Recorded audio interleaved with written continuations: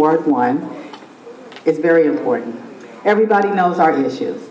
You know, we've talked about issues, public safety, you know, and everybody knows that people want to raise their family in a community that is safe, where their children can play, gain an education, you know, and live for a future goal. So we understand this, but I'm running because I've been out there, I understand it, I've worked in the community for many, many years, and I'm not sure if I get over there if it's gonna, but many years, issues that we have are common sense issues. We need to talk about, we need to talk about street improvements, street lights, you know, curbs and gutters, issues that are common sense issues that we need every day to, you know, get around in our neighborhood. We also need to talk about development. We need to talk about creating jobs. That's really important, but we also need to talk about getting our people prepared when these jobs do become available. So in Ward 1, we have a couple of industrial areas that are currently empty. Out on Brundage and Cottonwood, there is a huge, over 100,000 square feet facility that used to house Guy Chaddick furniture. That 100,000 square feet is empty. And then I hear on the news recently that Ross was going to Shafter to build a large facility. So what happened? You know, they just eliminated the Southeast area, where in the past there were incentives for companies to come and establish their business in the Southeast area. I don't know if everybody's familiar with it, but we have an area called the Gateway Industrial Park. There are, not familiar with that? Is it? No. Gateway Industrial Park is off of Mount Vernon and right off of the 178 freeway. We have land that was purchased by Ward 1 residents with our tax increment money. That's available over there. Hundreds of acres. Hundreds of acres are available. And so I'm wondering what happened. Well, getting in that position, I can find out where some of those dollars, what happened to the land? Why aren't businesses being offered incentives to establish themselves in Ward 1? You know, just like you can go to Shafter, why can't you come to Southeast Bakersfield? You know, we have a building that's currently available. Over 100,000 square feet.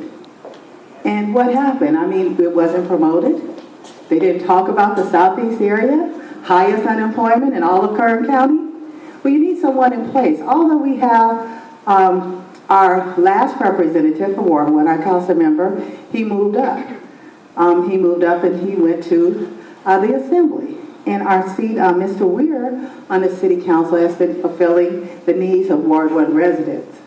But we need someone, and you understand that a lot of issues and decisions will be made before the election even takes place on June the 4th. So that's still several months away, so we'll have Mr. Weir making decisions for Ward 1, and he doesn't live in Ward 1. We had hoped they would have handled it a little bit differently and brought someone in, but they did not.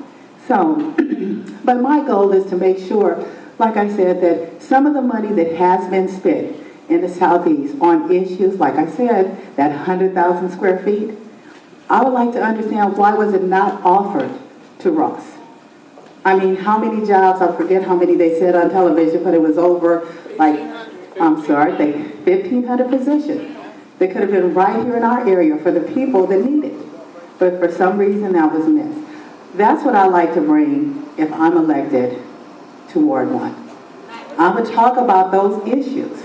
You know, people are not understanding that, and I have a lot of opponents in this race.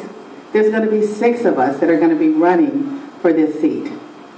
And I truly believe that I'm the best candidate because of my experience working on these issues on a daily basis. If we want to talk about things that have happened in Ward 1, I could talk, and you look at what you've accomplished.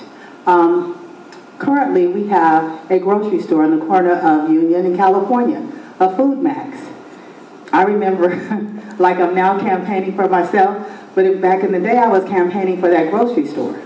You know, I was knocking on doors, trying to get, you know, support from our community, making sure that we'd have a grocery store local, that we wouldn't have to drive 8 or 9 miles to get to a grocery store when many of us within that community did not even have transportation.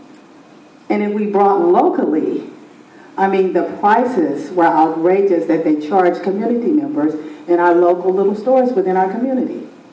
You know, I did a presentation before in front of the city council, and I had went to a grocery store like Vons, I can't remember the name, it could have been Albertsons, and I went to one of our local stores.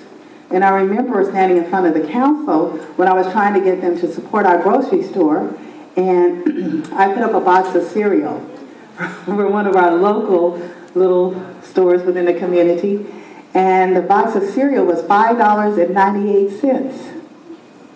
Okay, and then I went into the other bag and I picked it up and I showed them from the grocery store, large buns, like I said, Albertsons could have been.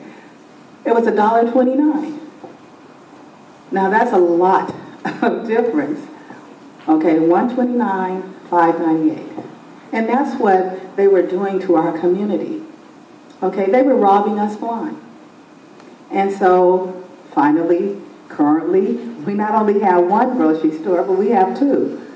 And we have a lot of new little stores coming into our area. Family Dollar's in the shopping center, and Dollar General is coming. So now people have a choice. And that's very important for our community because they don't believe that we deserve a choice in many cases. They think that we can accept anything. The status quo is good enough for us. That we don't ask for anything, that we don't work for anything, that we don't want anything. But I know different because I live in this community, have all my life. I know that there are needs that we have, great needs that, you know, for our children, for our future. Needs for these young men that are involved in violence and gang activity that, you know, they're looking for a job. You know, they're saying, somebody just give me a chance. But when you take the job and you put it in an undeveloped area, when you have a developed area right in Ward 1, it doesn't make sense. And so we have to start questioning those issues and why those things occur and why we're not looked at as a viable place for these businesses. Anyway, back to where I started in the beginning. I want to say that thank you all for attending. My family is wonderful.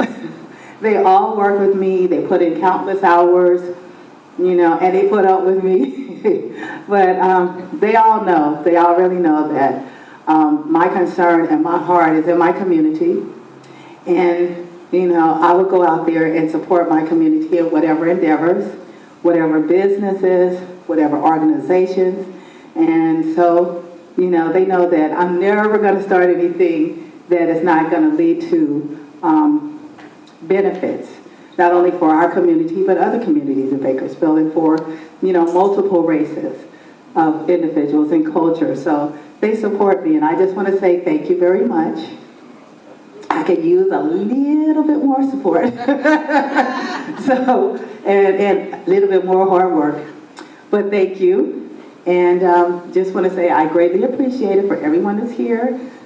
What I'm going to do is be having one of these once a month until the election. And we only got 2 more months, April and May, and the election is the first part of June. If you'd like to volunteer, any volunteer, I'd be greatly appreciated. Or you'd like to make a donation, you know, that's one of the reasons why we have such a difficult time competing in political races. It's the funding, the money. The money is very, very important. You can't run a campaign without the dollars. So, you know, and a lot of my family have already committed. They put their dollars in. And so I need my friends to jump on board too, to trust in me and believe in me and know that my heart is in the right place, you know, and my experience will take us where we need to go. And I will never, ever forget those that helped me attain this position. But thank you. You guys all have a safe and sane trip home. And I'll pray for everyone. And thank you.